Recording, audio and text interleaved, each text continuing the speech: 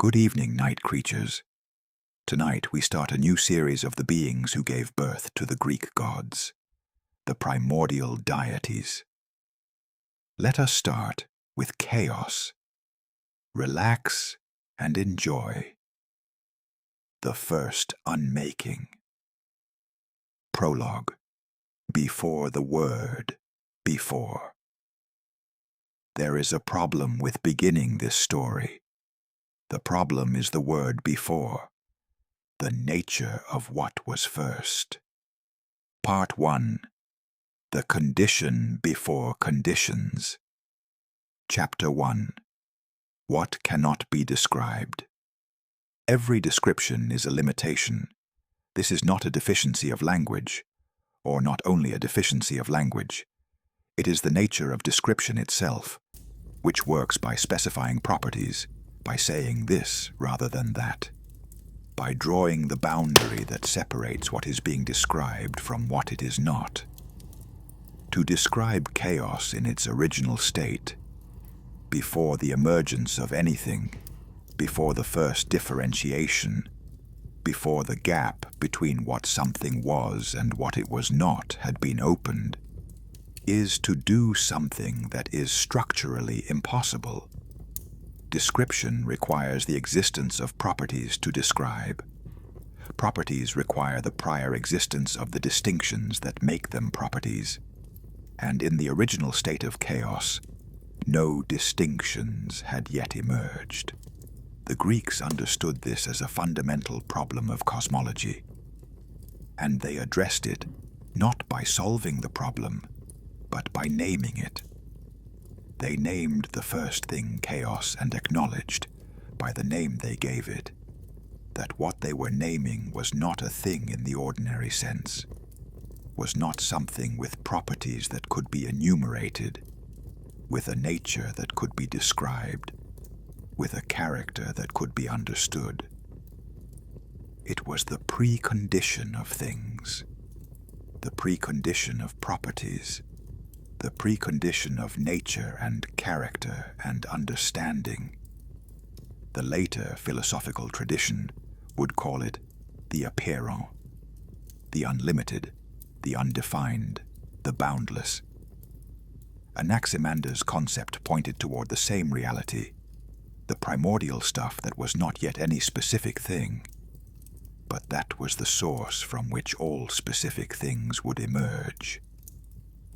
Not nothing, because nothing is its own kind of nothing, its own defined state.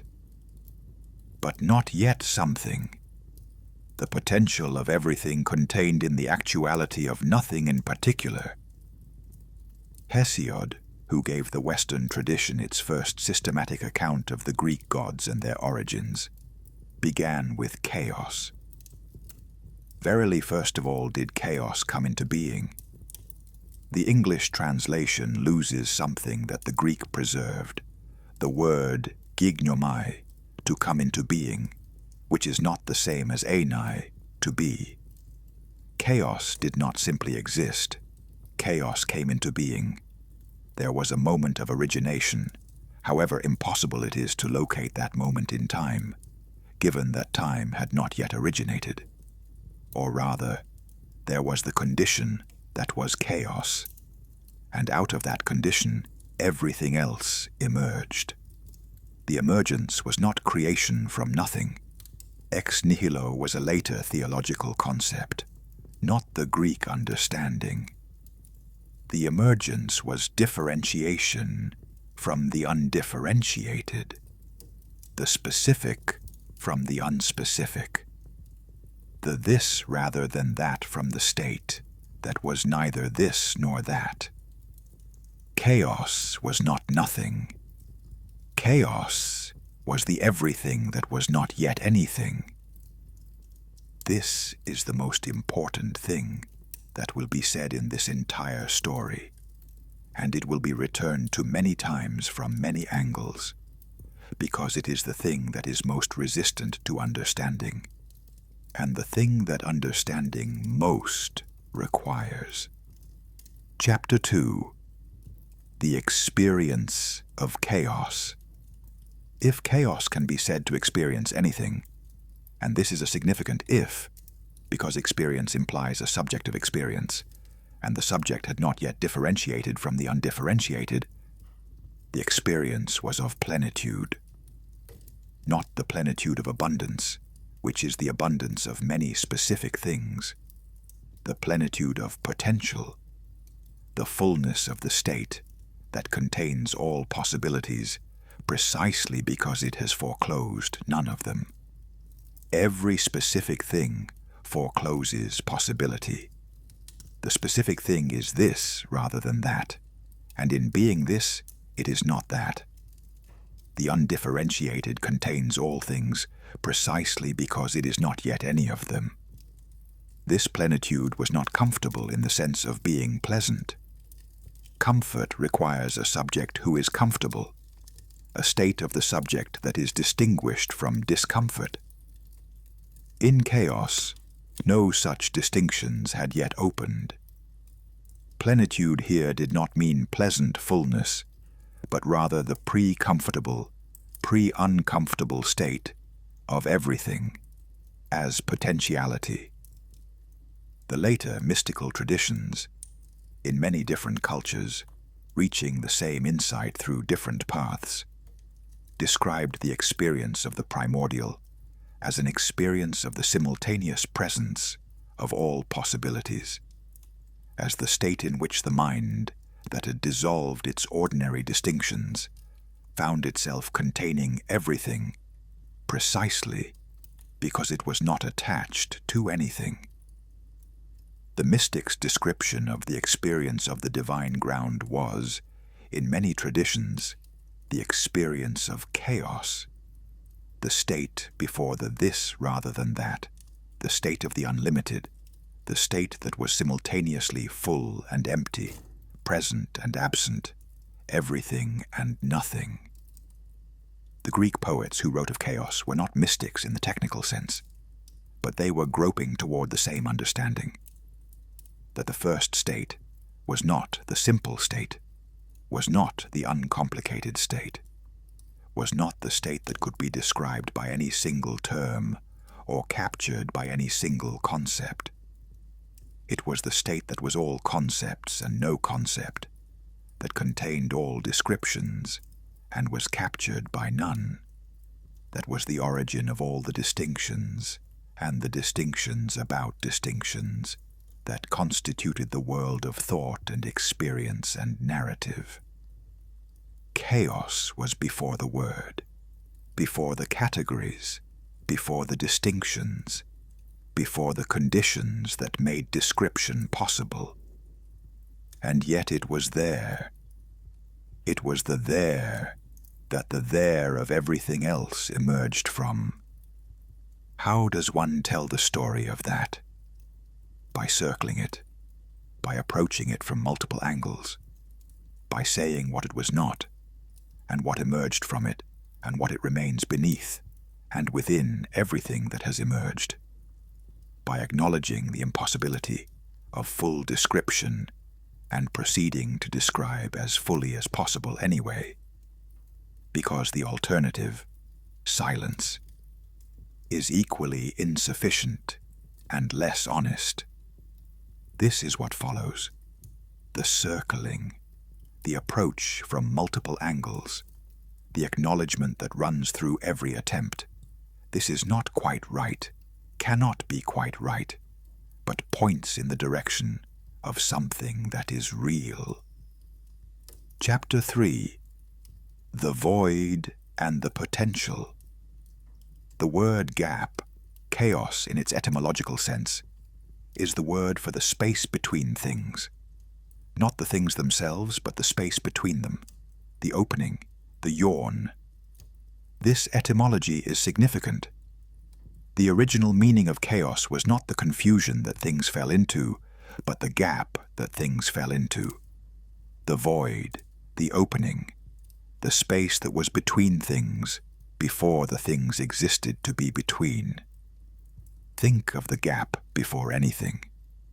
Not the gap between the floor and the ceiling, which is defined by the floor and the ceiling, not the gap between two mountains, which is defined by the two mountains, the gap that preceded everything, the void that was there before any things existed, to define the gap by being on either side of it.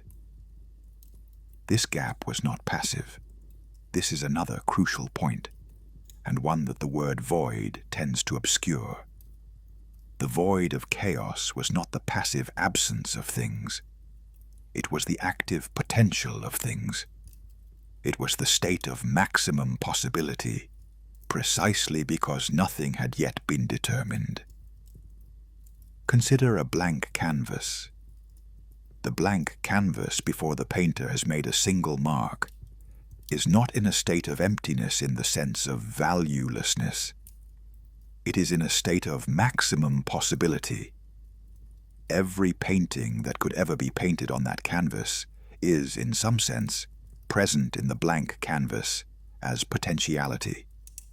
The moment the first mark is made, that potential is partly foreclosed. The canvas with a mark on it is not the canvas with no marks. It is now becoming something, is now moving toward some paintings and away from others. Chaos was the blank canvas of reality, not a canvas that was blank because nothing had been painted on it yet, but the condition of blankness itself, the pure potential that preceded any particular realization.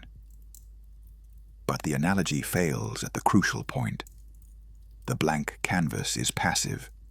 It waits for the painter. Chaos was not passive, and there was no external painter. Chaos was the state that was itself generative, that contained within it the impulse toward differentiation, the tendency toward the emergence of the specific from the unspecific. Chaos did not wait to be organized by an external force. Chaos organized itself, differentiated itself, generated from within itself the first specific things. This self-generation is the most philosophically remarkable feature of the Hesiodic account. The later theological traditions, particularly the Abrahamic ones, would posit a creator who imposed order on chaos from the outside, a God who existed separately from the primordial material and organized it from a position of exteriority. The Greek understanding was different and in some ways more sophisticated. The primordial was self-organizing, was the source not only of the material, but of the organizing tendency, was the origin of both the stuff and the impulse that shaped the stuff into the world. Chaos was not the raw material that a god shaped. Chaos was the state from which both the material and the godlike organizing tendency emerged simultaneously. Chapter 4. The First Differentiations. From chaos emerged, not were created, not were made, but emerged as the natural development of the potential that chaos was. The first differentiations. Erebus, Nyx. Erebus was darkness, not the darkness of a dark room, which is defined by the absence of light in a space that has the capacity for light. Primordial darkness, the darkness that preceded the existence of light. That was the first differentiation between the unspecified and the specific, the first opening of the gap between something and its opposite. Nyx was night, night as a primordial reality, not as the alternation of darkness and light that followed the establishment of the sun and the regularities of the cosmos, but night as a quality of the original condition, the depth, the concealment, the state of being in which what is present is not visible, in which the world is held in the mystery of the unseen. These two, Erebus and Nyx, were not separate from chaos, but were the first ways in which the undifferentiated chaos became differentiated. They were chaos's first specific expressions, the move from the utterly undifferentiated to the first distinction, the distinction between darkness and not darkness, between night and not night, between the concealed and the potential for revealed. That the first differentiations were into darkness and night was not accidental. The mythological imagination was being precise here, was expressing something that was philosophically accurate about the order of emergence. Light came later, visibility came later, determination came later. The first differentiations were into the dark, the hidden, the unlit, because the first differentiations were still close to the original undifferentiated state. They were the first steps away from the complete undifferentiation of chaos, and as first steps, they were the most minimal steps possible. The first emergence into something rather than nothing, but the something they emerged into was itself the most minimal something, the darkest and most hidden kind of being. Then, from Erebus and Nyx together, came ether and hemera, light and day. The second generation of differentiation was the differentiation into light and day, into the condition in which things could be seen, in which the world could be visible, in which the light made the distinctions that has previously been potential into actual visible differences. Day was the condition of the determinate, the made visible, the brought into appearance.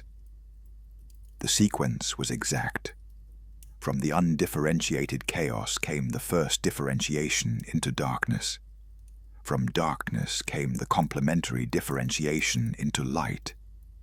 From light came the condition in which all the further differentiations, all the specific things and their specific properties, could become visible and actual. Chaos had not been made into the cosmos. Chaos had become the cosmos, gradually, through the emergence of successive differentiations, each one making possible the ones that followed, each one carrying forward the generative impulse that was chaos's deepest nature. Part 2. What came from the first? Chapter 5. Gaia. From chaos also came Gaia, the earth. This requires careful consideration because the relationship between chaos and Gaia was not the relationship of creator and creation. Gaia did not come from chaos the way a potter's vessel comes from the potter, made from material by an external creative agent. Gaia came from chaos the way a specific form comes from the formless, as the first great specific thing, the first enormous determination, the first vast this rather than that. Gaia was the ground, not the ground as dirt and rock, though she was that too, was literally the earth, was the material substrate of the physical world. But ground in the deeper sense, the foundation, the stable base, the thing on which everything else stood and to which everything else related. Gaia was the first permanence in a condition that had been entirely impermanent.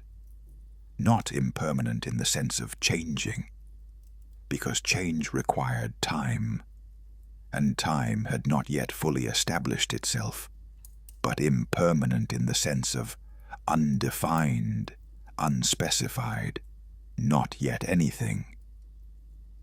Gaia was the first thing that was emphatically something, the first enormous affirmation of the specific, the first this that was unambiguously this rather than potentially anything. She was the mother of the Titans and the mother of the giants, and ultimately the mother of the entire Greek mythological family. The ancestor of the Olympians, the origin of the divine genealogy that would populate the Greek world with its gods and monsters and heroes, and all the rest of the extraordinary population of the divine imagination. She was the beginning of the specific, and the specific was the beginning of everything that could be said to have a story. The relationship between chaos and Gaia was therefore the relationship between the potential and the actual, between the source and the first great expression of the source, between the state that was everything as potential and the state that was something as actual. Gaia was not separate from chaos. She was chaos's first great self-expression. She was what happened when the undifferentiated became committed to something, when the potential resolved itself into a specific, enormous, actual thing, and that thing was the ground. This is why Gaia was the mother of everything. Not because she made everything in the sense of crafting it, but because she was the first actual thing, and everything actual had its origin in the first actual thing, which had its origin in the undifferentiated potential that was chaos. Chaos was the grandmother of everything. Gaia was the mother, and the grandmother was not absent, was not a historical relic, a phase through which things had passed and left behind. Chaos was the condition that persisted beneath and within everything that had emerged from it. Gaia stood on chaos. Everything stood on chaos.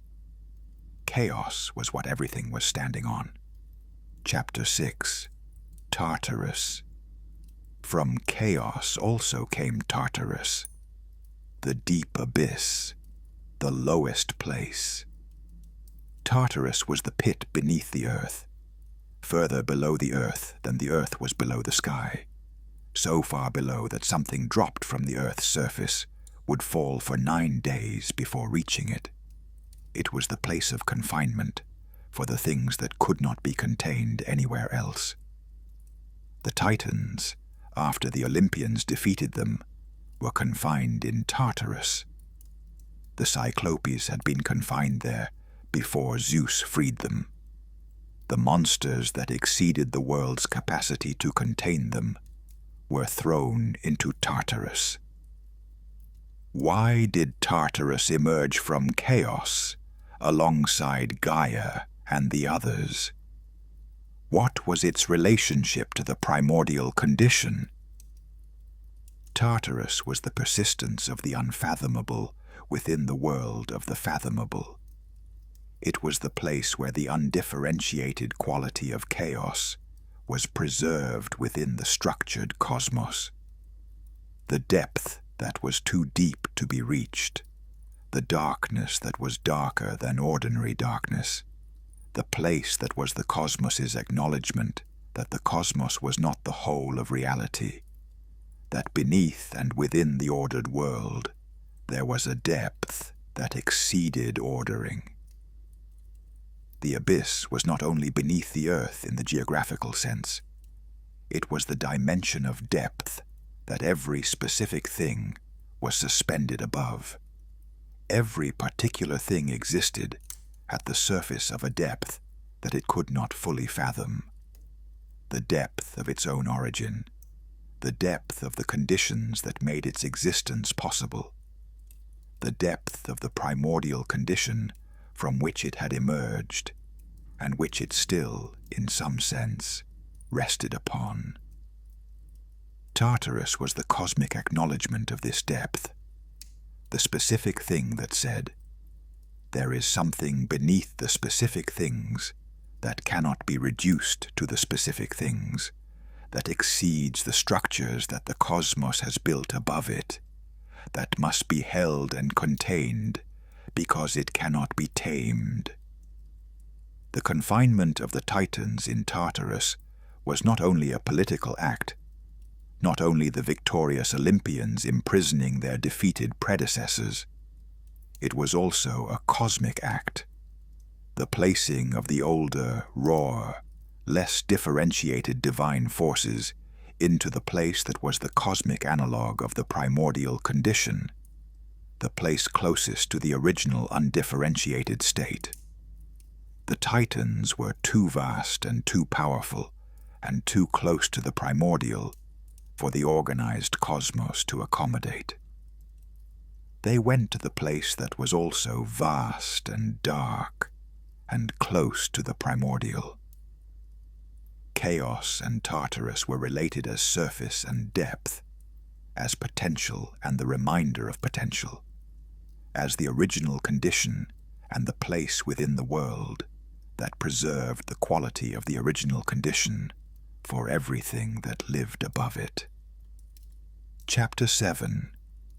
Eros. From chaos, or rather, in Hesiod's account, arising at the same time as the first differentiations from chaos, came Eros.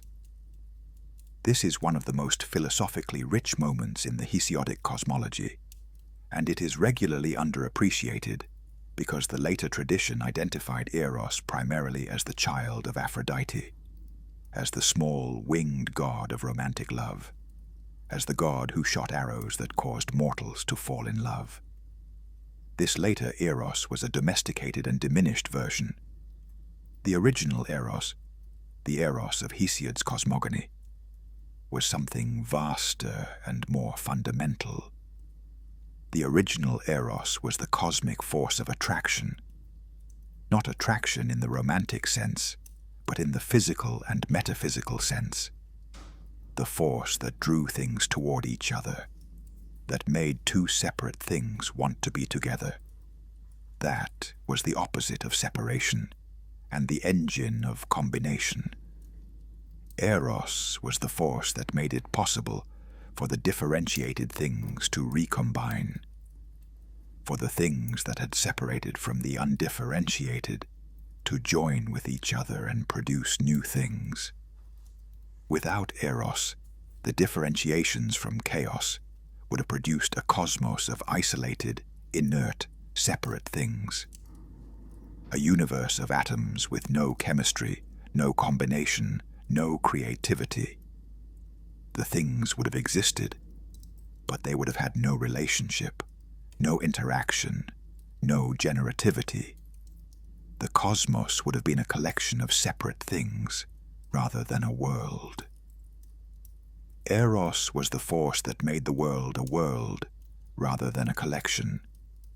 The force of relation, the impulse toward the other, the attraction between separate things that made possible their combination and the production from their combination of new and different things. In this sense, Eros was chaos's most important gift to the differentiated world. Chaos had differentiated, had given rise to the specific things from the undifferentiated potential. But differentiation alone was insufficient for the world. The differentiated things needed a force that would bring them back into relationship, that would enable them to combine and recombine and produce the extraordinary variety and richness of the actual world. Eros was this force. Eros was the cosmos's capacity to be creative rather than merely existent. Eros was the reason the world was not finished the moment the first differentiations occurred. And Eros, like everything else, had come from chaos. Chaos was the origin of the force that drew things together, which meant chaos was the origin of relationship, of creativity, of the ongoing generativity of the cosmos.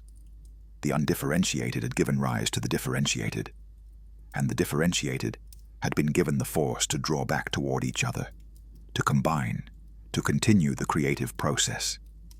And all of this was chaos's gift. Chapter 8. Nyx and her children. Nyx, night, was one of the first differentiations from chaos, and she was among the most fertile of the primordial beings.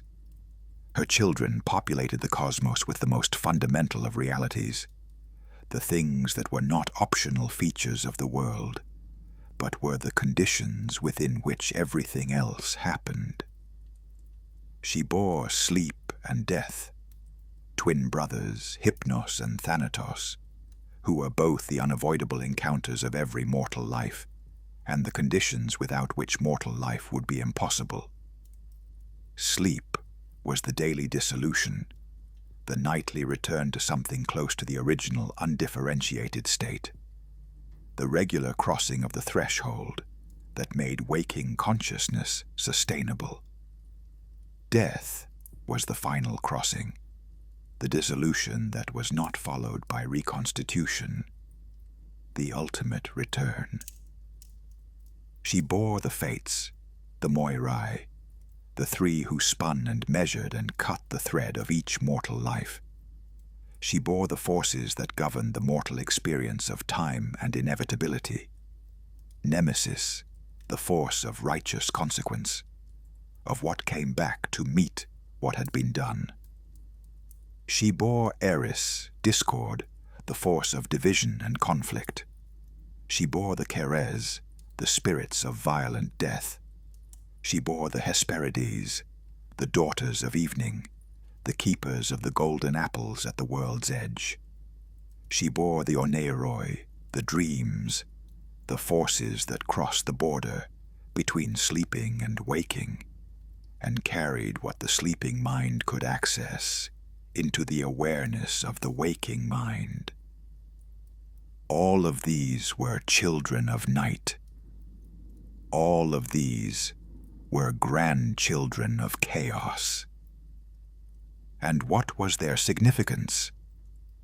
Why did night produce these specific children, sleep and death, fate and discord, nemesis and dreams? Because night was the condition of the hidden, the unlit, the not yet visible, and what she produced were the forces that operated in the hidden domain, the forces that were most real and most powerful, precisely because they could not be seen, that governed the mortal life from the invisible background, that were the conditions within which the visible drama played out. Sleep and death were the conditions within which waking life was possible. Fate was the invisible structure within which the visible choices were made. Nemesis was the invisible accounting that kept track of what the visible actions had done.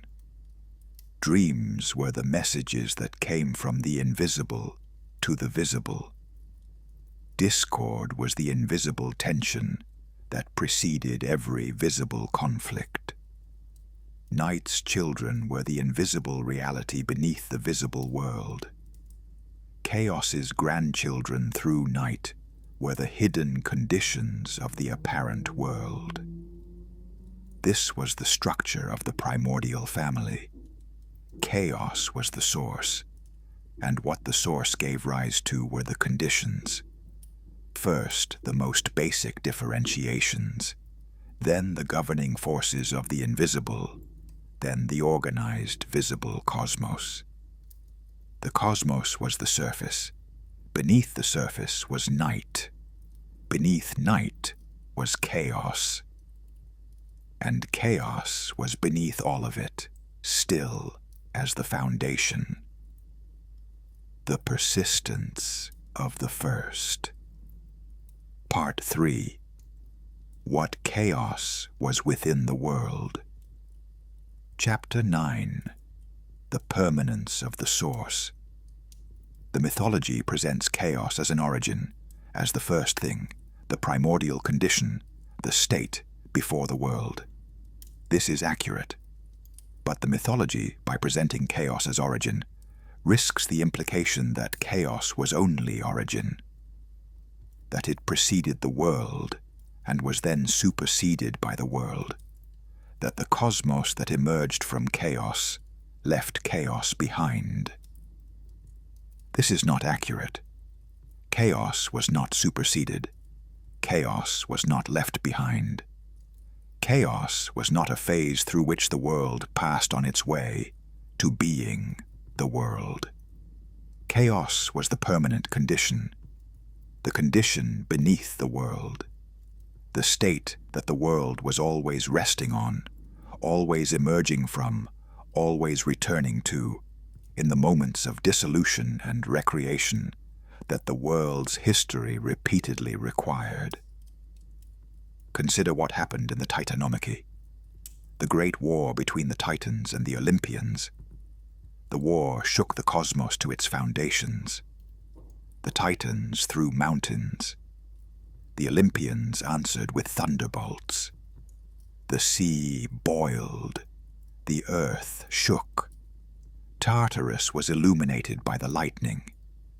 The Primordial was disturbed. What was being disturbed?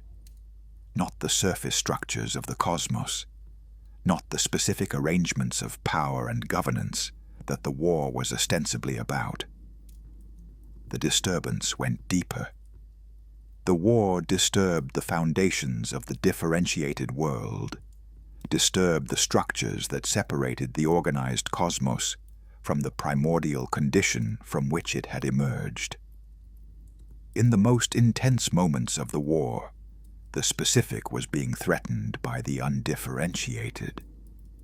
The organized was being threatened by the vast powers that were closer to the primordial than the organized structures could withstand. Chaos was present in the Titanomachy, not as an actor, not as a participant, as the depth that was being touched when the cosmos shook, as the primordial condition that the shaking of the cosmos revealed was always there beneath the surface, always the foundation on which the organized world had been built and to which it could always return. The Olympians won. The Titans were confined in Tartarus. The organized cosmos was re-established. But what the war had revealed persisted.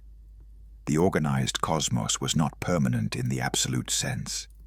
It was the current arrangement, the current differentiation of the primordial, the current specific form that the world had taken. It could be shaken, it could be disturbed. It could, in principle, be dissolved back into the condition from which it had emerged. This was chaos's permanent presence in the world, not as a force that was actively disrupting the order, but as the depth beneath the order that reminded the order that it was order rather than being, that it was the current arrangement rather than the only possible arrangement, that it was specific and therefore fragile in the way that all specific things were fragile, that it rested on a foundation that was older than itself and deeper than itself and more fundamental than itself. Chapter 10. The Gap in All Things.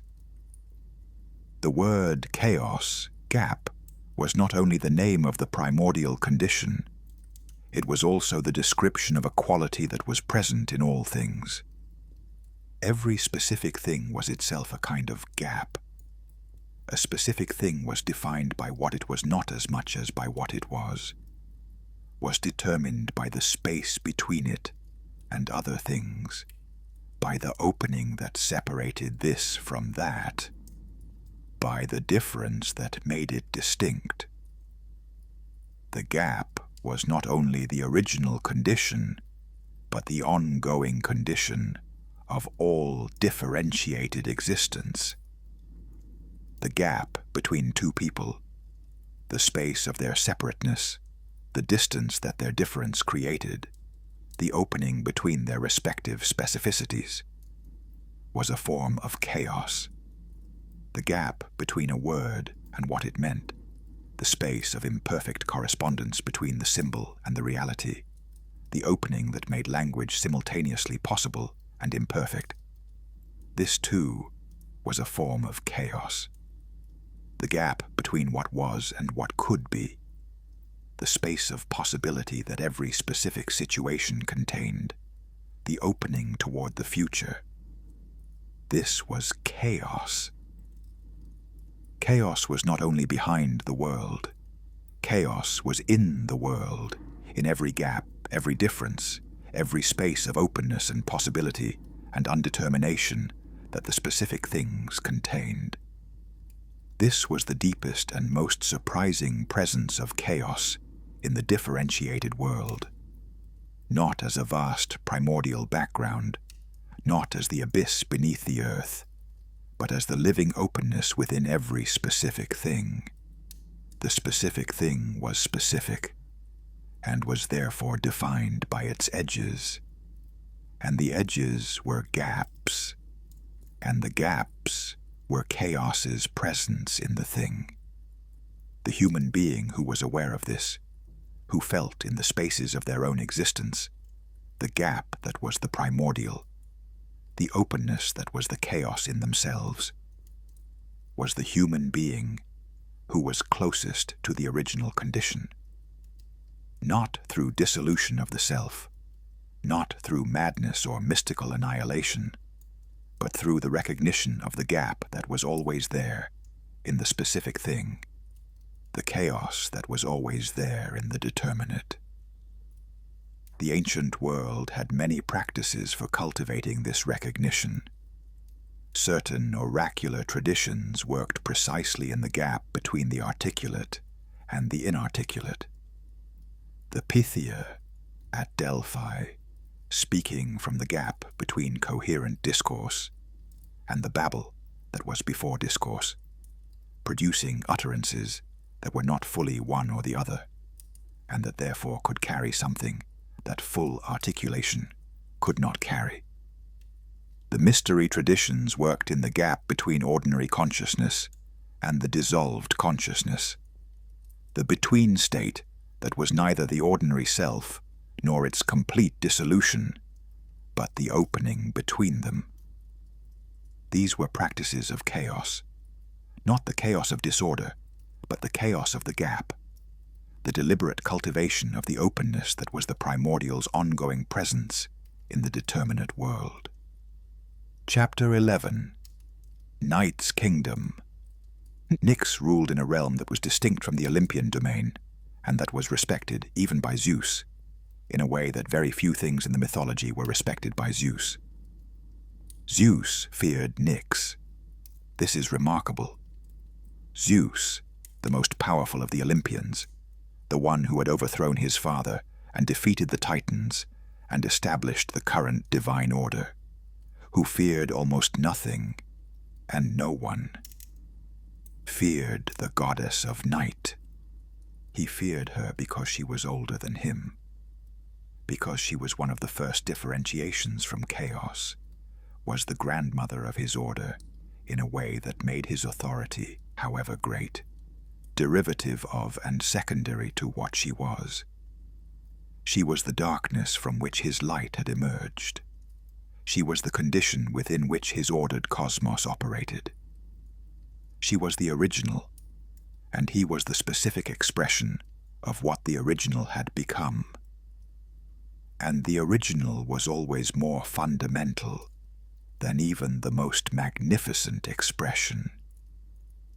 He feared her because her children included forces that his authority could not simply override. Death was her child. Fate was her child. These were not forces subordinate to Zeus's will. They were conditions within which his will operated.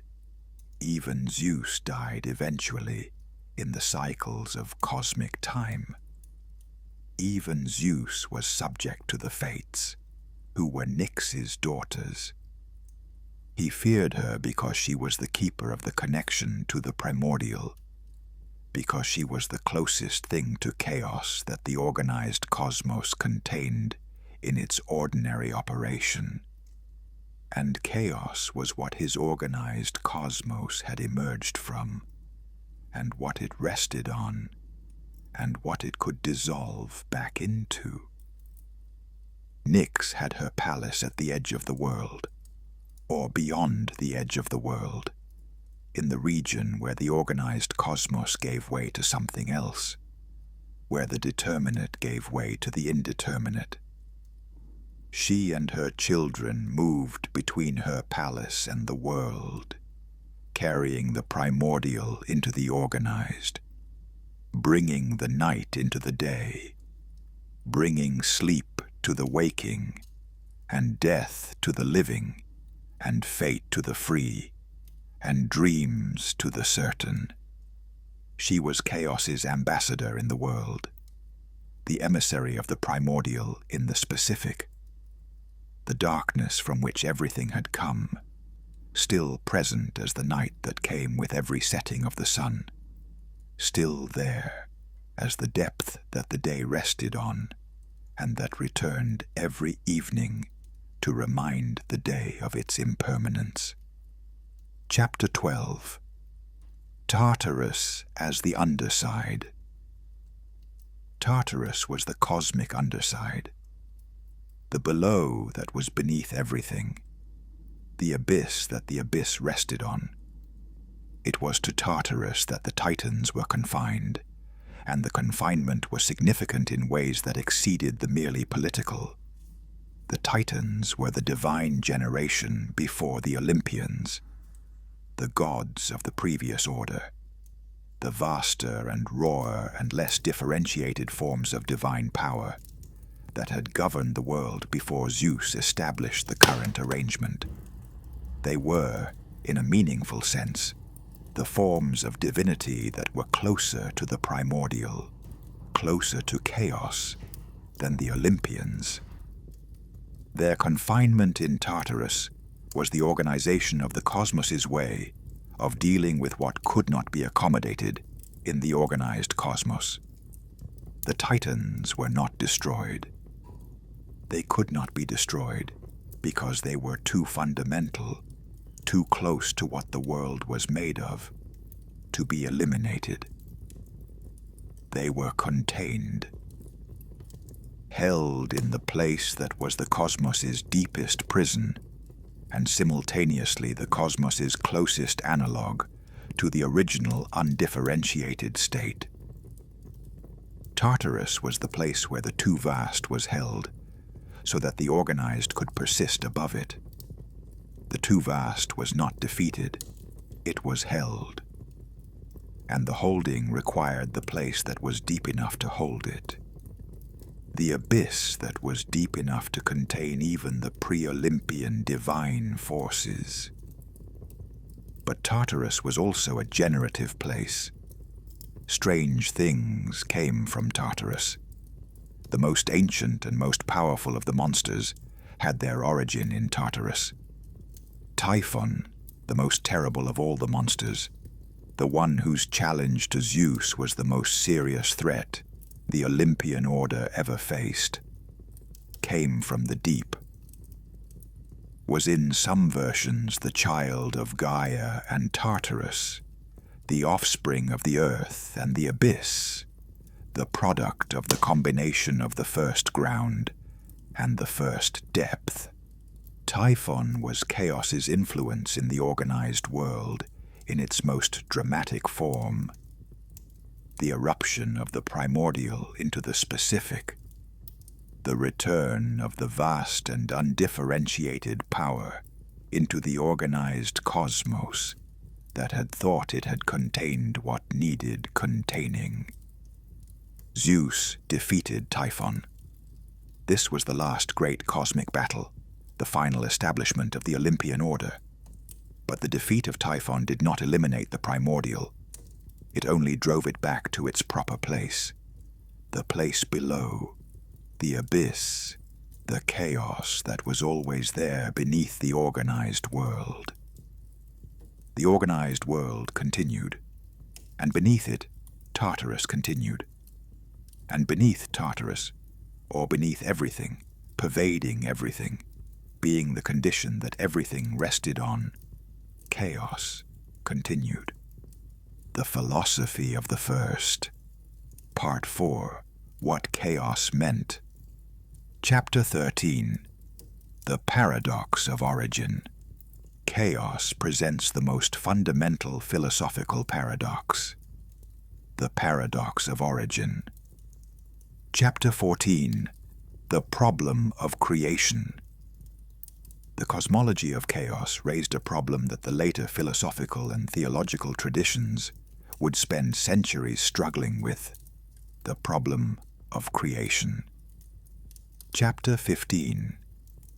The relationship between chaos and order.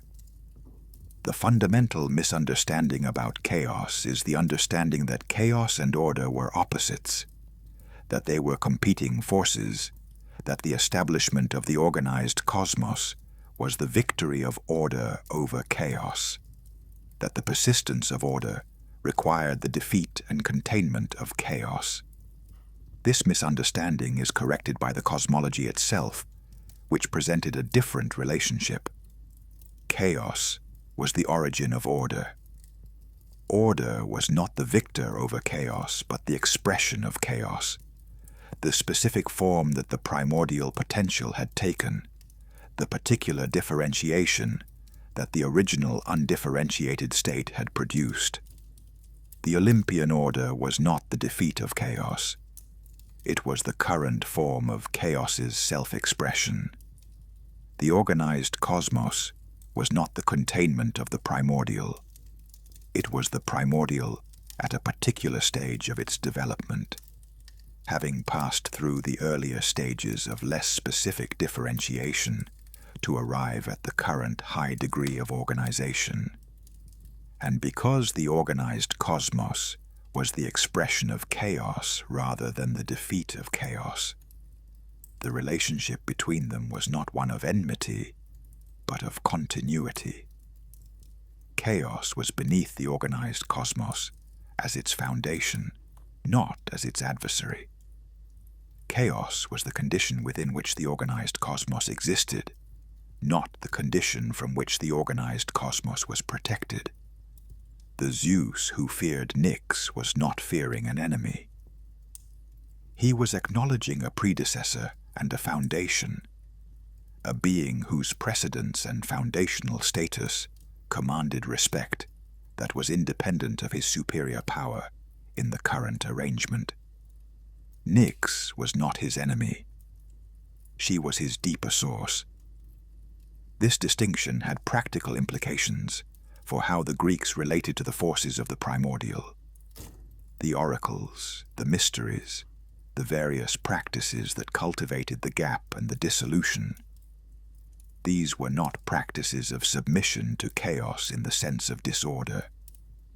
They were practices of contact with the primordial, the practices by which the organized and the specific acknowledged the undifferentiated foundation they rested on, the practices by which the current specific form of things was reminded of its origin and its impermanence, and the vast potential that it was the current expression of.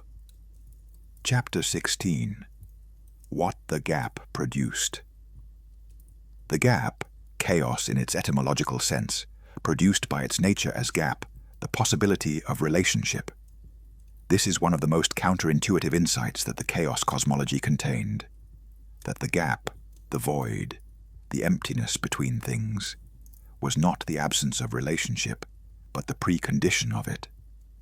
Without the gap between things, there are not two things to be in relationship. There is only one undifferentiated thing.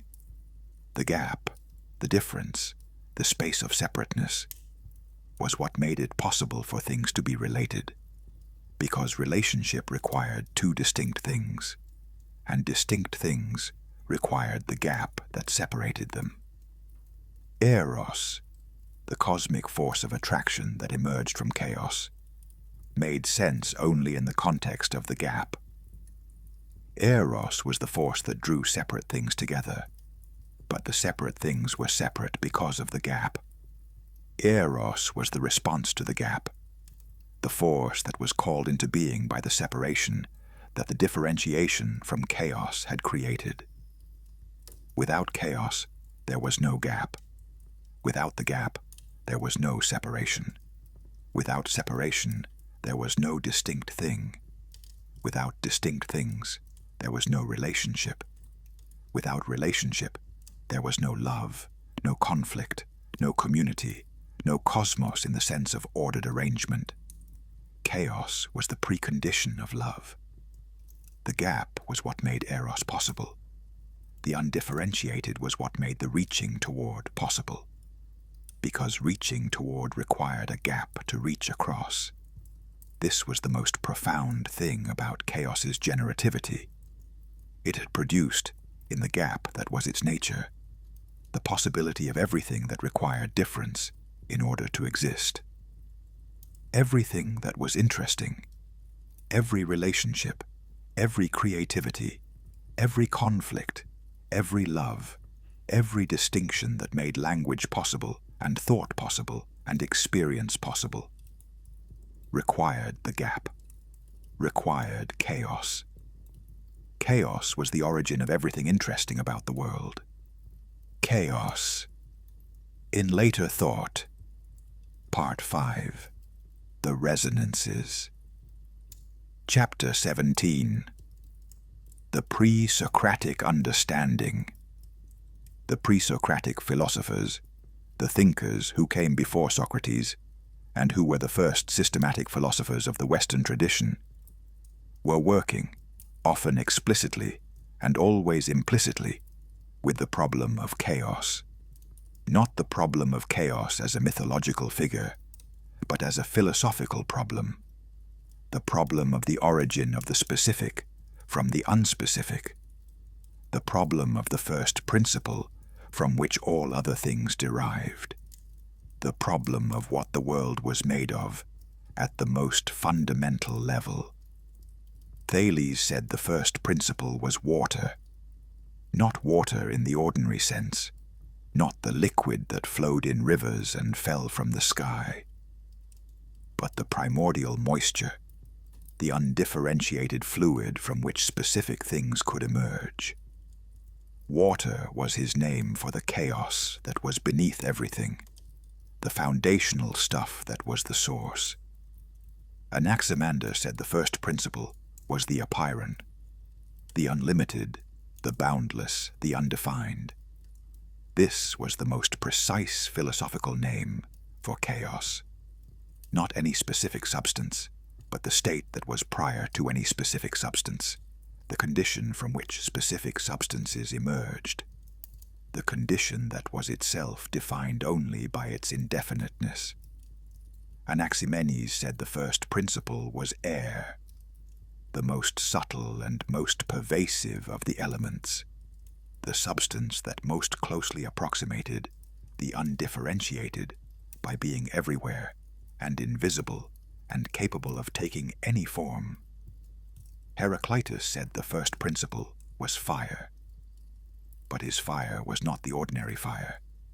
It was the fire of the Logos, the principle of change and transformation, the force that was always burning things into their opposites, and their opposites into themselves.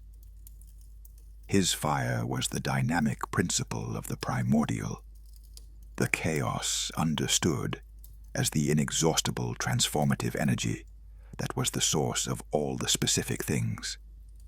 Each of these was a different philosophical approach to the same underlying reality, the reality of chaos as the primordial condition, the philosophical attempt to name the unnameable, to describe the state that was before description, to think the thought that was the condition of all subsequent thought. None of them fully succeeded. None of them could fully succeed, because the subject they were addressing was by definition prior to the conceptual apparatus they were using to address it. But each of them pointed, from a different angle, toward the same reality. The reality was chaos. the undifferentiated, the source, the first. Chapter 18. Hesiod's achievement. Hesiod's achievement in placing chaos at the beginning of the theogony was not merely poetic or mythological. It was philosophical in the most fundamental sense. It identified the correct starting point for any account of the world's origins. Any account that began with a specific something, with God, with atoms, with any particular first thing that already had specific properties, faced the question of where that specific first thing had come from. The regress was infinite, unless the account began with the state that was prior to the specific, prior to any first thing that already had properties. Hesiod's chaos was this prior state. It was not the specific thing, but the condition from which specific things emerged.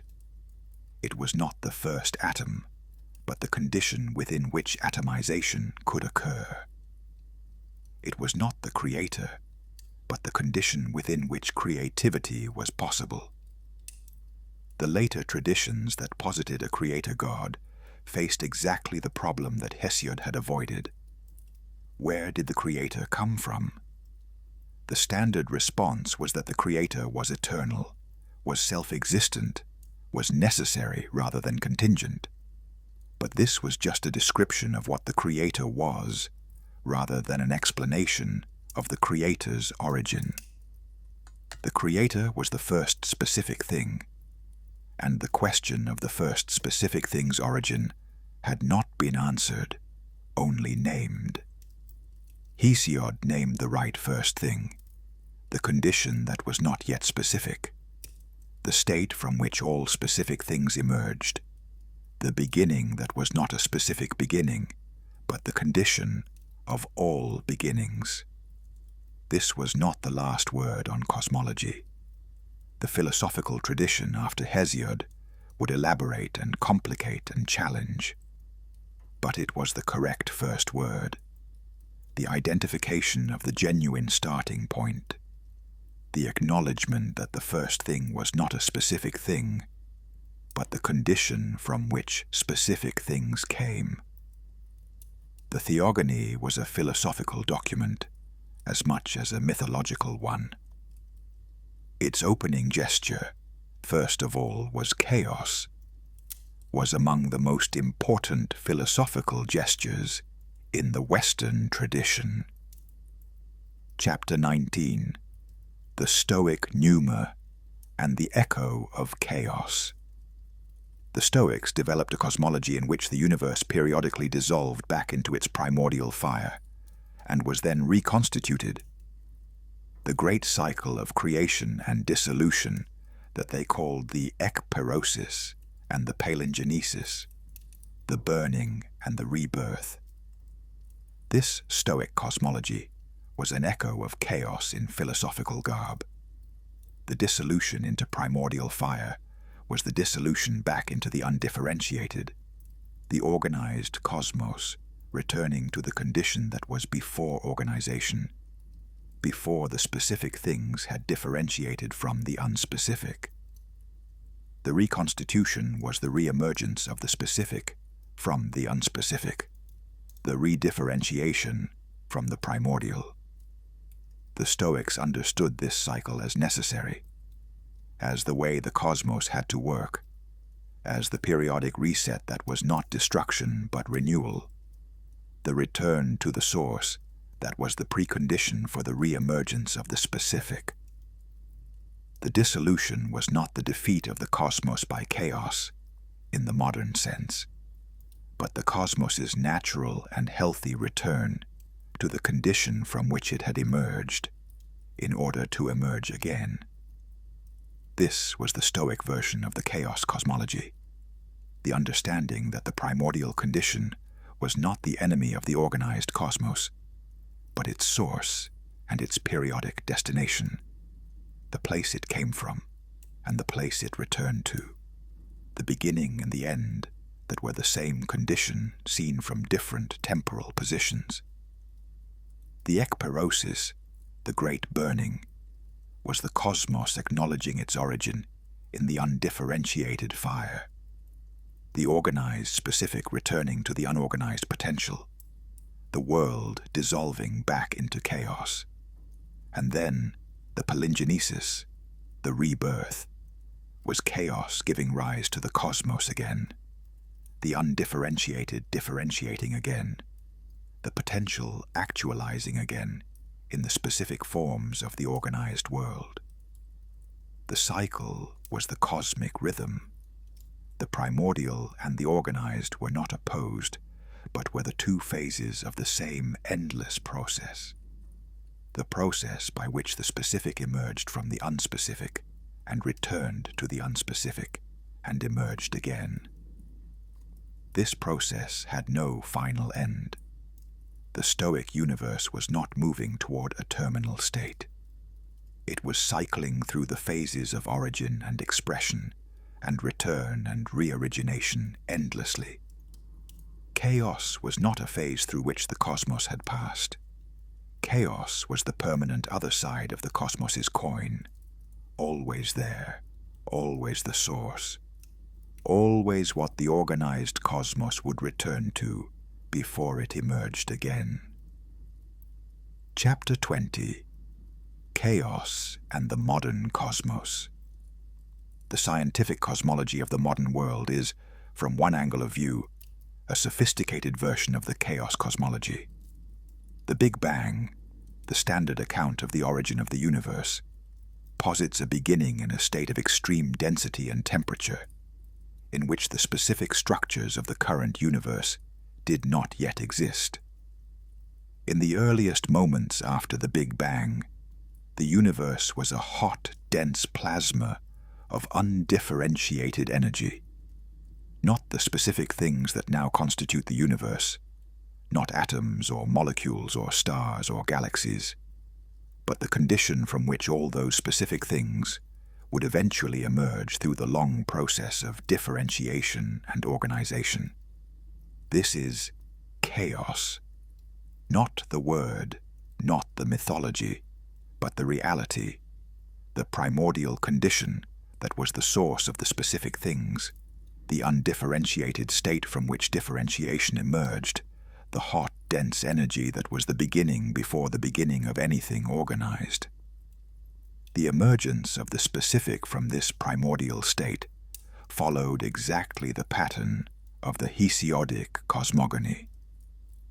First, the most basic differentiations, the separation of matter and energy, the emergence of the fundamental forces, then the more complex structures, atoms, molecules, then the still more complex, stars, galaxies, planets, then the most complex, life, consciousness, culture.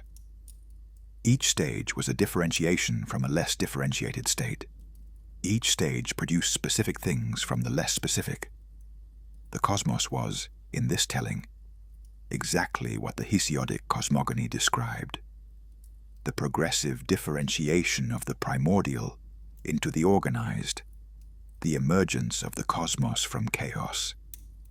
And the modern cosmology also confirmed the other aspect of the chaos cosmology: the permanence of the primordial as the foundation of everything that had emerged from it.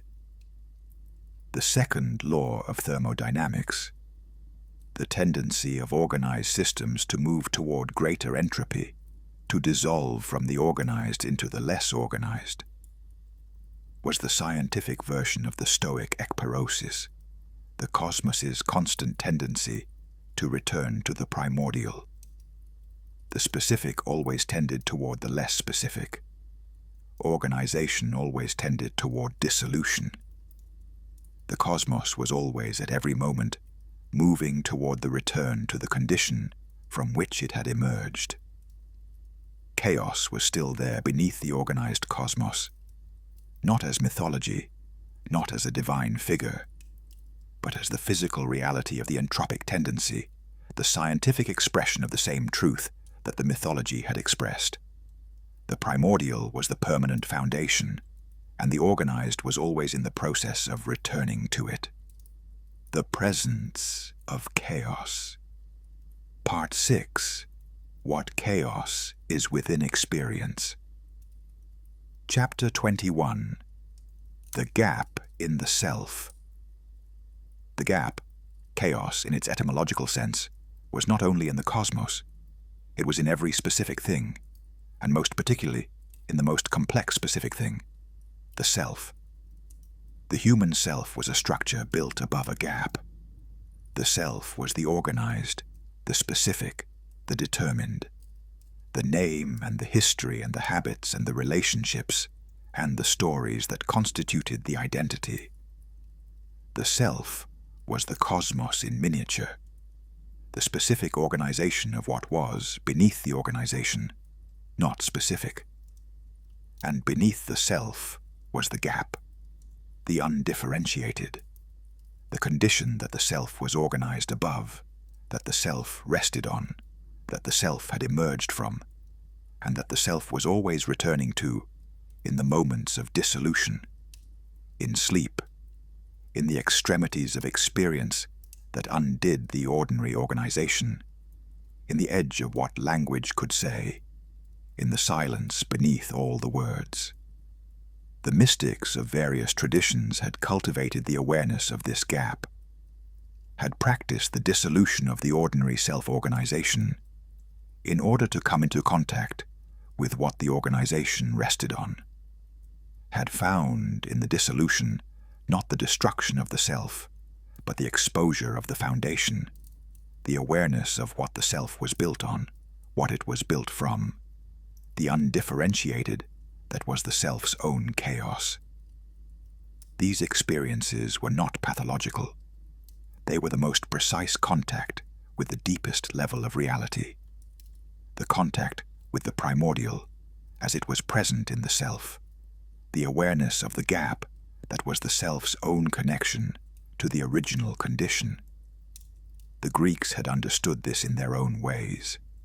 The Delphic oracle's know thyself was not only the instruction to know the surface, the name, the history, the situation. It was also the instruction to know the depth, to know what the self was built on, what was underneath the organized surface, what the gap in the self opened onto. Chaos was in the self, as the depth beneath the organized identity, the openness beneath the determined structure, the primordial foundation of the personal cosmos. Chapter 22. The Gap in Language. Language was the most organized of human systems. Language was the system that organized experience into the specific, that took the undifferentiated flow of experience and cut it into the named, the identified, the said. And language had a gap. Every language had a gap. The gap was the place where language reached the edge of what it could say, where the organized system of naming and distinguishing encountered the undifferentiated that it was organized above, where the words ran out at the boundary of what words could reach. The Greek tradition was deeply aware of this gap in language. The oracular tradition operated precisely in this gap. The Pythia's utterances were neither pure language nor pure pre-language, but the something between, the speech that reached toward what could not be fully said, that crossed the border between the sayable and the unsayable, and came back with something that was neither fully one nor the other. The philosophical tradition was also aware of this gap. Plato's concept of the apophatic, the knowledge that proceeded by saying what something was not, by approaching the unapproachable through negation rather than direct description, was a recognition of the gap in language, the place where the organized system of positive statement could not reach, and where the negative approach was the closest available approximation. Chaos was what language was organized above. The gap in language was the presence of chaos in the linguistic domain. the primordial's resistance to being fully captured in the specific, the undifferentiated's irreducibility to any particular arrangement of words. This was not a deficiency of language. It was the condition that made language what it was. Language was the organized system that rose above the gap, that articulated the specific from the unspecific, that named and distinguished and related. The gap was what language was organized above. Without the gap, there would be no language. There would be no need for the system of distinctions, because there would be no prior, undifferentiated state from which the distinctions were needed. Language owed its existence to chaos. The system of names rested on the nameless. The articulate was organized above the inarticulate. Chapter 23. The Gap in Time. Time was the structure that gave events their before and after, their sequence, their narrative shape. Time was the organized system within which things happened in order, within which cause preceded effect, within which past and future were distinct. And time had a gap. The gap in time was the present moment, not the present in the sense of the now that was between past and future.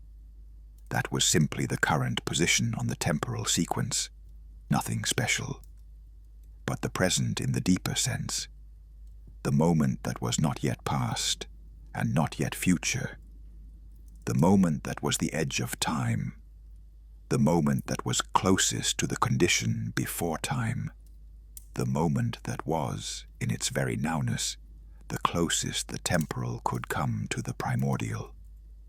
The present moment was where time touched its own gap, where the organized sequential system of before and after reached the edge of its organization, the edge that was not a past moment or a future moment, but the opening between them, the gap that was not in time, but was the condition within which time operated. Chaos was in the present moment as the depth of the moment, as the openness that was in every now, the gap that was the now's connection to the original condition, the undifferentiated that was present in the most vivid and immediate experience, as the depth beneath the determined. The contemplative traditions had known this. The traditions that taught presence, that taught the practitioner to be fully in the present moment rather than in the past or the future, were teaching a form of contact with the primordial. Full presence in the present was full presence in the gap, was the closest contact available in ordinary human experience with the condition that was before the time that organized experience into past and future.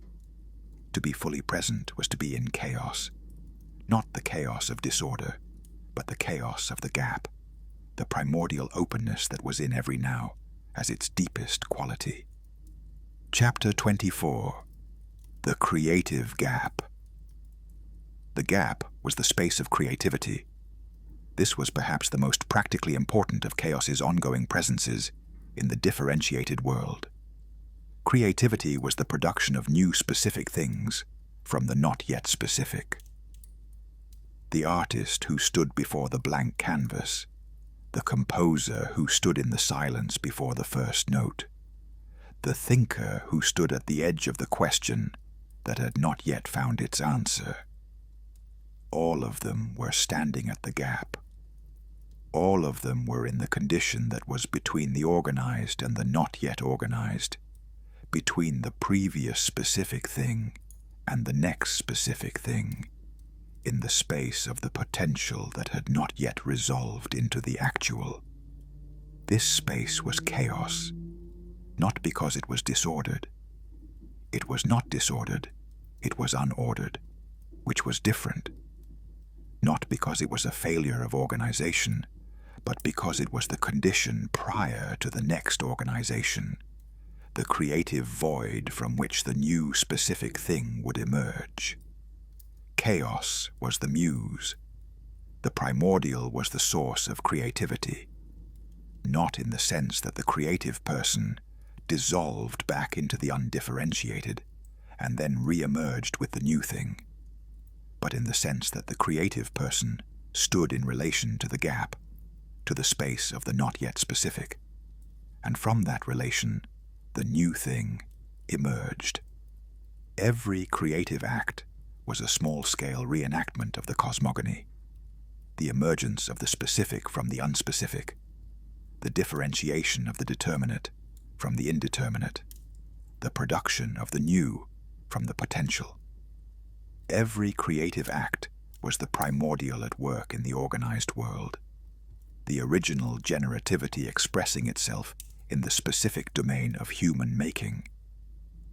This was why the creative traditions, the artistic, the philosophical, the scientific, regularly practiced what might be called the cultivation of the gap. The practices that allowed the creator to stand in the space of the not yet determined, to resist the premature resolution into the specific, to remain in the creative void, long enough for the genuinely new to emerge, rather than the merely familiar. These practices were practices of chaos, not the chaos of disorder, but the chaos of the creative void, the primordial openness that was the source of all genuine newness. The Return. Part 7. What Chaos Remains. Chapter 25. The Permanent Foundation. She was not gone. She had not been superseded. She had not been replaced by what emerged from her. She was beneath it all, still, as the permanent foundation of everything that had emerged. The use of she requires justification. The Greek texts were not always consistent about chaos's gender. Some treated chaos as neuter, some as feminine. But the later tradition tended toward the feminine for the primordial, and there was philosophical reason for this tendency. The primordial as womb, as the source from which things emerged, as the condition within which differentiation occurred, was naturally expressed in the feminine register. Not because the feminine was passive, the primordial was not passive, but because the feminine was the generative, the containing, the from which. She was beneath the organized cosmos as the foundation that the organized cosmos rested on.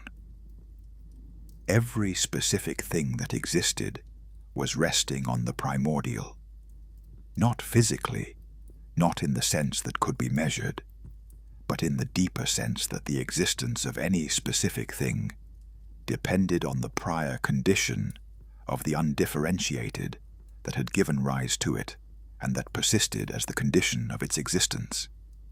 She was in every gap, in every opening between specific things, in every space of difference and relation, in every creative void and every contemplative silence, and every moment of the present that was the deepest now. She was in the gap in the self, and the gap in language, and the gap in time, and the gap in the cosmos. She was the depth beneath the depth, the ground beneath the ground, the condition beneath the conditions. She had not left when the cosmos arrived. The cosmos had not replaced her. She was what the cosmos was organized above, and the cosmos was still organized above her. The organized cosmos was real. The specific things were real. The distinctions and the relations and the creative combinations were real. But their reality was resting on the reality of what they had come from, the primordial condition, the undifferentiated potential, the first state. She was still there, permanent, imperturbable, not because nothing could affect her, but because she was the condition that was prior to being affected, prior to the distinction between affected and unaffected. She was the state before the states. She was not affected by the emergence of the cosmos from her, because affectedness required the distinction between the affecting and the affected, and she was the condition that had given rise to all distinctions.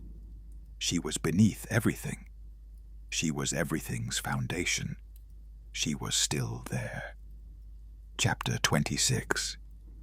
The recurring return. The cosmos returned to chaos periodically, not in the catastrophic sense, not through the dramatic dissolution of everything into the primordial, but in the many small returns that constituted the rhythm of the cosmic life. Sleep was a return to chaos.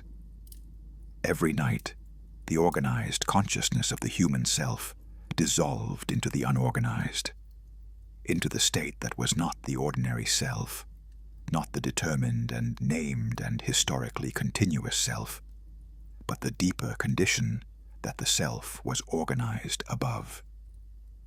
The sleeping self was not the daytime self. It was closer to the primordial, more fluid, less determined, more capable of the combinations and transformations that the waking self did not permit. Death was a return to chaos. The organized specific individual dissolved at death into the less organized, the less specific. This was not nothing. The material of the dead person persisted, was incorporated into other processes, was taken up by the ongoing metabolism of the natural world.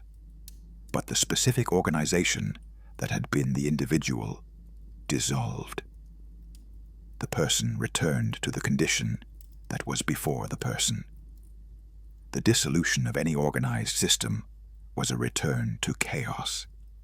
The city that was abandoned, the language that was forgotten, the species that went extinct, the civilization that ended.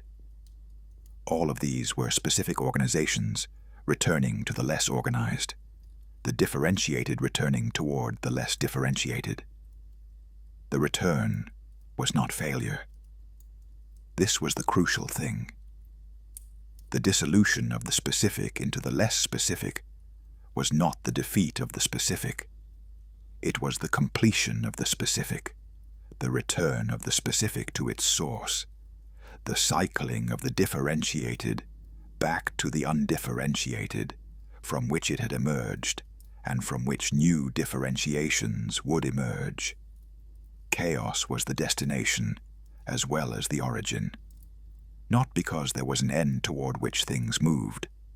The cycle had no terminal end, but because the return was as natural and as necessary as the emergence, because the undifferentiated was as fundamental as the differentiated, because the source was the permanent other side of everything that emerged from it. She was the destination. She was where everything returned.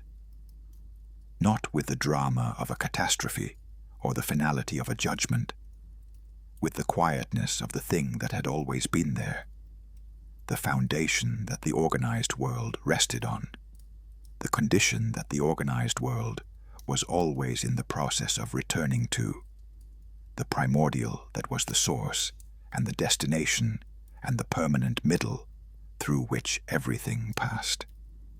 Chapter 27. The inexhaustibility of the primordial.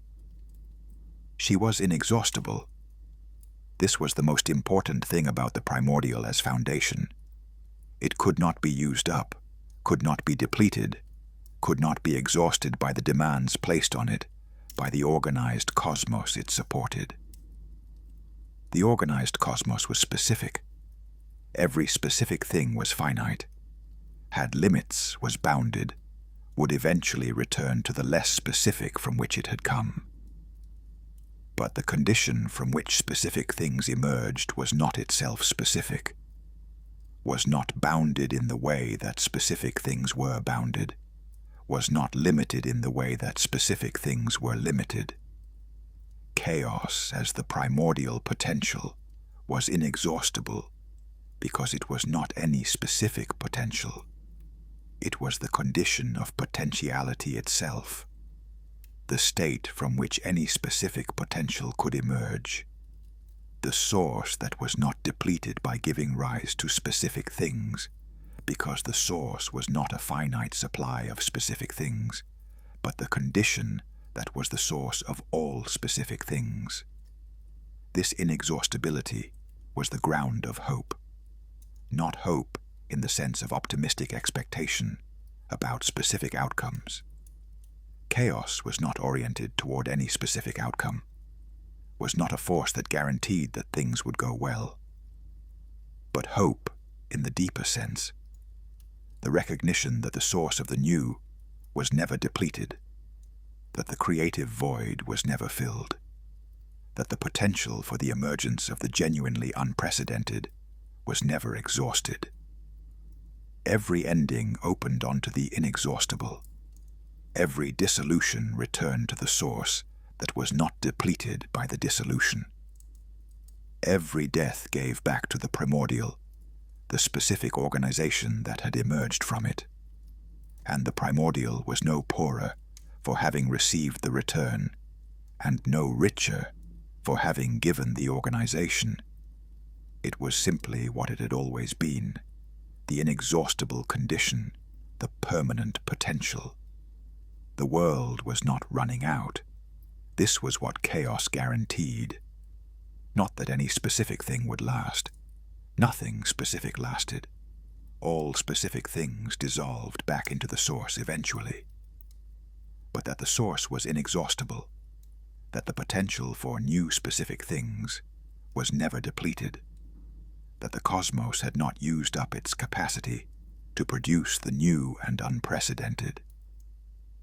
She was the inexhaustible, the permanent source, the foundation that did not wear out.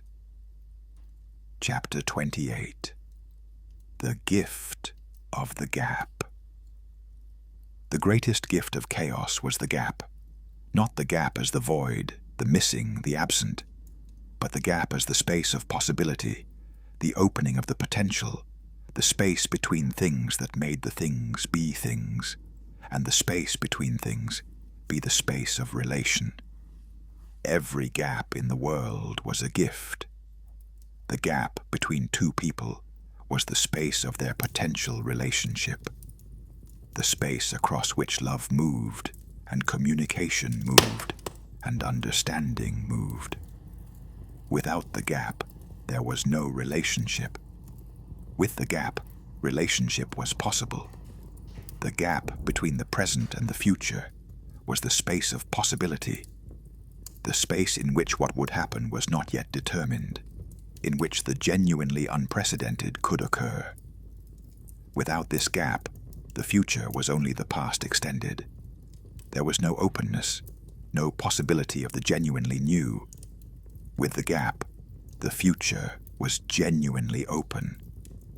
The gap between what language said and what was real was the space of meaning, the space in which words pointed toward something beyond themselves, in which the symbol reached toward the symbolized, in which the name acknowledged the gap between itself and the thing it named, and in that acknowledgement opened onto the depth of the thing. Without this gap, language was closed, was only the surface, with nothing beneath. With the gap, language opened onto depth.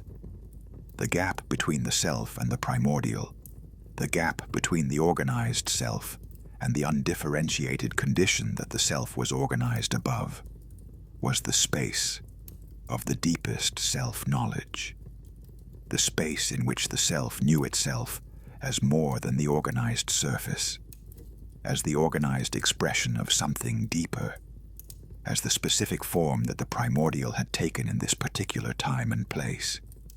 All these gaps were chaos's gift. The primordial was the source of the gap, and the gap was the source of everything that depended on the gap for its possibility. She had given the world its greatest gift by being what she was. the primordial condition from which everything emerged, the first differentiation that was also the first gap, the source of all the subsequent gaps that made all the subsequent possibilities possible. Part 8. The Story That Has No End. Chapter 29. What cannot be concluded. There is no conclusion to this story. This needs to be said directly without apology, because the lack of conclusion is not a failure of the storytelling, but a feature of the subject. Chaos has no conclusion, because chaos is not the kind of thing that concludes. Conclusion is the closure of the open, the resolution of the potential, the specific determination of what was previously undetermined.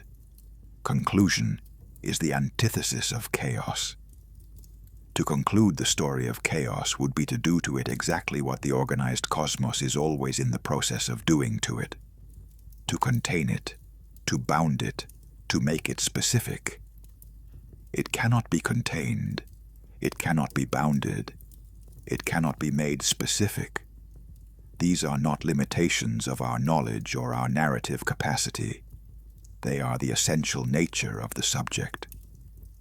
What can be said at the end of the circling, at the end of all the approaches from all the angles, is not a conclusion, but a recognition. The recognition is this: chaos is still here. It was here before the beginning, and it will be here after the end, and it is here now, beneath everything, within everything, as the gap in everything, as the depth of everything, as the potential that every specific thing is the current expression of. The organized cosmos is chaos in its current form. The specific things are the primordial in its current expressions. The gaps between things are the primordial in its most direct presence. The creative void is the primordial in its most generative mode. The depth beneath the self is the primordial in its most intimate presence. Chaos has not gone anywhere. Chaos cannot go anywhere, because there is nowhere that is not chaos. There is nowhere that is not the primordial, because the primordial is the condition of all places and all states and all things. The organized cosmos exists within the primordial. The specific exists within the undifferentiated. The determinate exists within the indeterminate. And the indeterminate remains, always, as the foundation, as the source, as the permanent depth beneath the organized surface. Chapter 30. The First and the Last. She was the first. She is the last. She is everything in between. Not in the sense that she is all the specific things. She is not the Olympians, is not the myths, is not the heroes and their stories, is not the specific form that the primordial has taken in the organized cosmos. She is what the specific things are organized above, and what they will return to.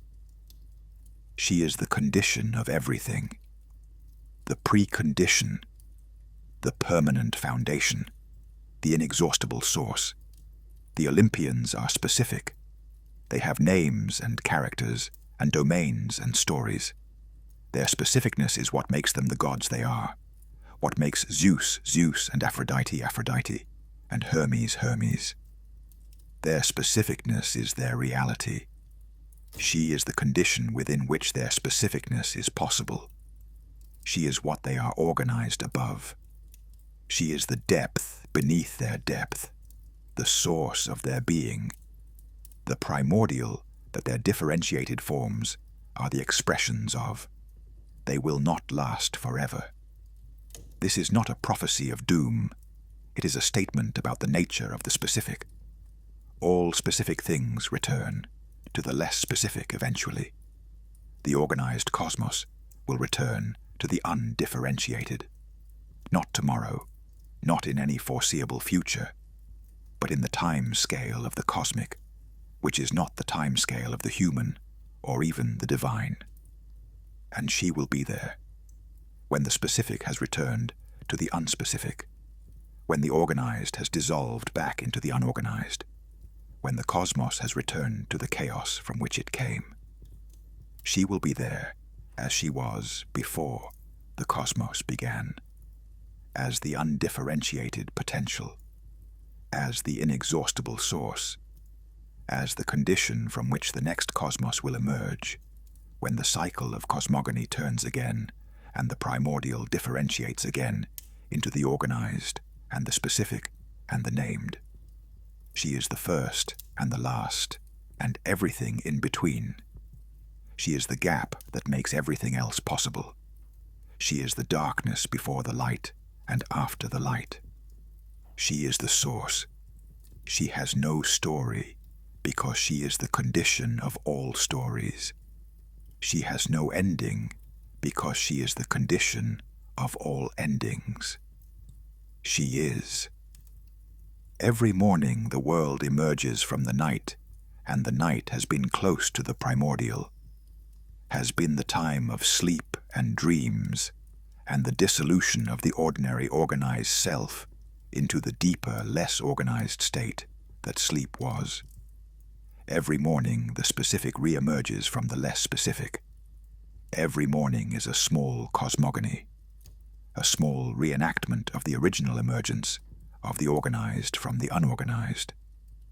Every morning the world stands on the gap. Every morning the organized cosmos rests on the primordial condition. Every morning the specific things are the differentiations that chaos has taken in the current moment. Every morning the gap is there beneath everything. The gap between one thing and another. The gap between the present and the future. The gap between the self and its depth. The gap that is the world's continuous connection to the original condition. She is there every morning, not arriving. She never left. Not beginning. She was before beginning. But there, as she has always been there, as the permanent foundation of the impermanent, as the inexhaustible source of the specific, as the gap that is in everything and beneath everything, and is the condition of everything's possibility. The world stands on the gap. The world has always stood on the gap. The gap has always been there. The gap will always be there. This is not frightening. This is the most reassuring thing there is. The world stands on the inexhaustible, on the condition that cannot be depleted, on the source that cannot be used up, on the potential that cannot be exhausted. The world stands on the permanent. She is the permanent. She is the inexhaustible. She is the condition that was before all conditions, and that is beneath all conditions. The world stands on her, and she holds. Chapter 32.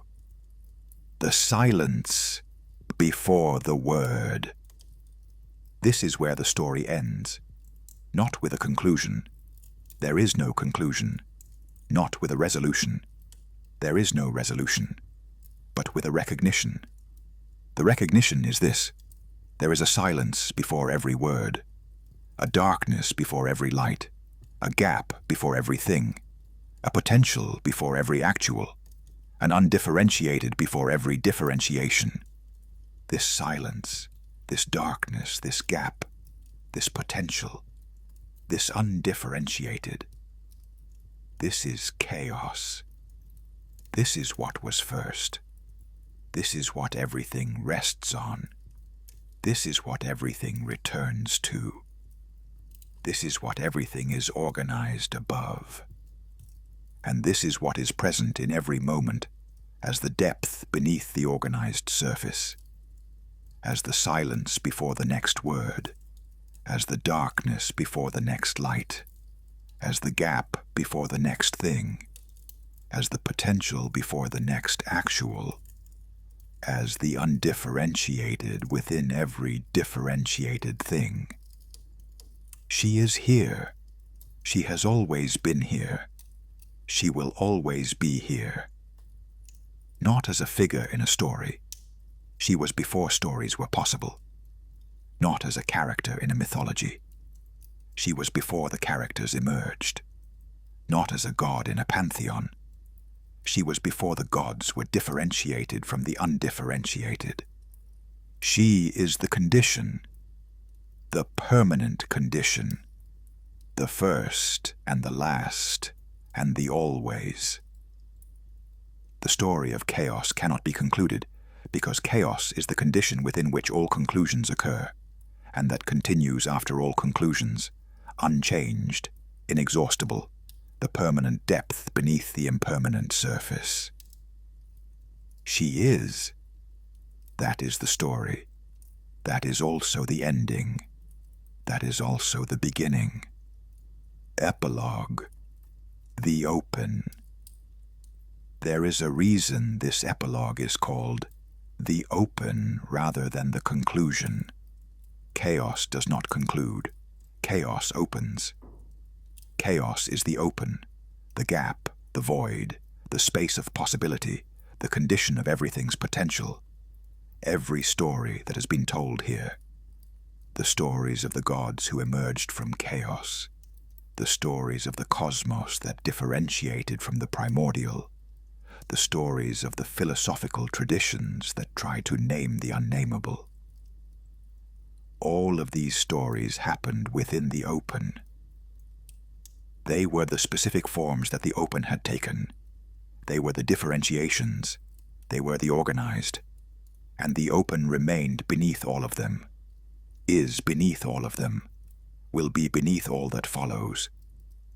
The open is the most important thing there is, more fundamental than the specific things, more permanent than the organized, more real, in the sense of being the condition of all other reality, than any of the realities that have emerged from it.